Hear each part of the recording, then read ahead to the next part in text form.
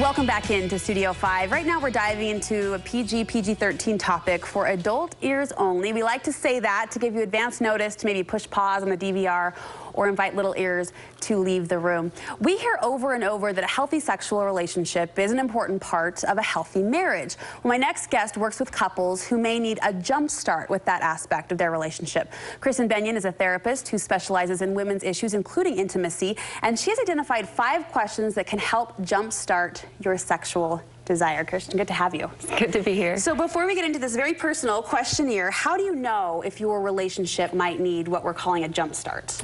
That's a really great question. I think, you know, the obvious answer would be if the intimacy department brings you some difficulty, if you're finding that it's not an area of your life that you're looking forward to, or you're having some trouble mastering, so to speak.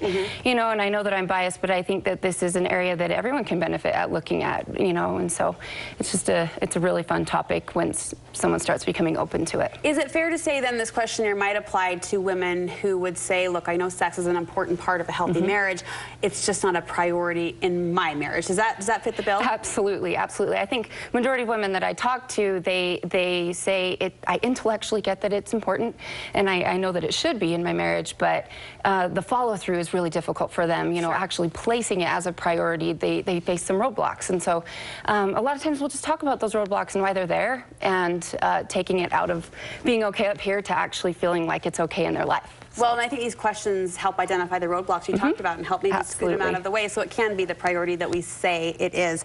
Question number 1, do I participate with intention? And I'm guessing the operative word of that question is with intention. Do a lot of women just go through the motions, so to speak? One of the questions I put on top of that one too is, do I show up? Like, how am I showing up? And talking about permission, you know, and actually giving yourself permission to show up to your intimate experiences. What do you mean by show up?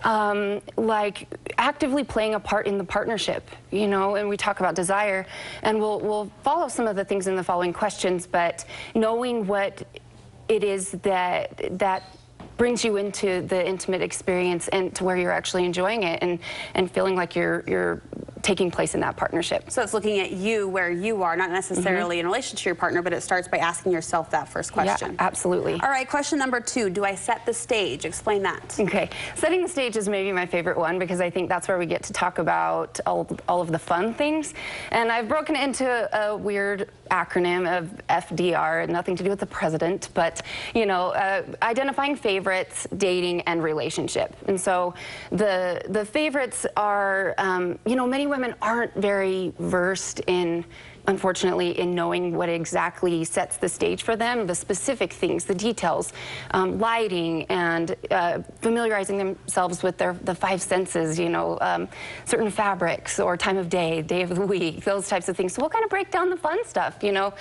Sometimes I'll throw out the question, if you were queen for a day with your partner and you had to set the stage completely, like what things would be present? What would you placed in the order, so to speak, or something like that. So, and then we move into the dating realm, and most of the time couples will say, we had so much desire and pull before we got married, but afterwards it kind of left. And I'll say, yeah, because dating kind of sets the stage for a lot of desire. Dating is what you're speaking about, those senses and that ambiance. Absolutely, but there's a lot of mystery in dating, right? So before the full commitment's there's mystery, and there's curiosity of each other, and there's planning. We're planning to follow through and connect with this person. So we'll talk about certain aspects of dating that you can pull back into the marriage and bring some of those things.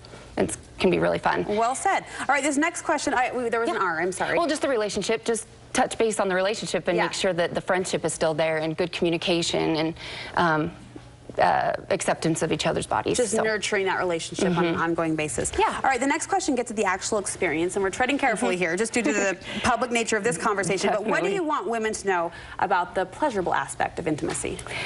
I think the quickest answer to that is that it's supposed to be pleasurable, and so if it's not, if someone is experiencing pain, there is so much help out there, and so to get that attended to identify what might be causing the pain, get that treated. But then after that, you know, embracing and exploring why pleasure might be difficult for them. A lot of women have some struggle with allowing the pleasure piece. You know, they want to take care of their partner. They want to be there for them, and so when the attention turns toward them, sometimes it's really uncomfortable. But what they're missing out on the partnership piece, and majority of partners really want them to enjoy it as well. You point out for women in particular, sleep plays a role in this pleasure aspect of the experience, getting the right sleep and being well rested enough to enjoy it. Absolutely. Every single woman that I talk to, we end up talking about taking care of their body and seeing it as an ally. And so, yeah, giving it a adequate sleep, which might be laughable for some, but still really trying to give their bodies what it needs to optimally perform and be there for them.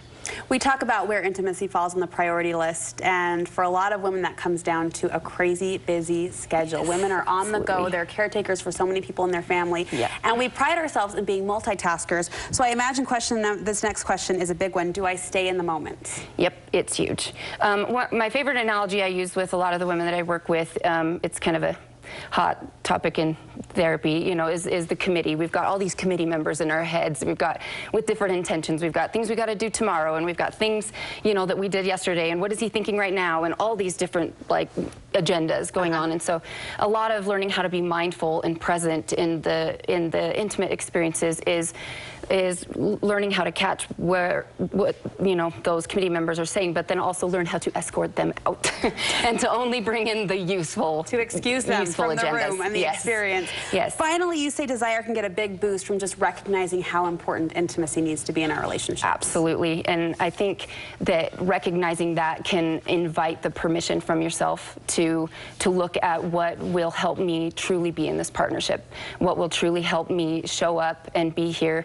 And you can't help but start identifying things that are going to make it better and more pleasurable, and therefore increase some desire. Well, they're really interesting questions that, like we said earlier, apply to all relationships, all marriages. So thank you for handling it so sensitively. Absolutely. Opening our minds to this topic. If couples want more personal help or advice in this area, how can they reach you? Oh, they can go to my website, www.intimateconnectionscounseling.com. Fantastic. Thank you so much. Thanks, Brooke. We'll be right back.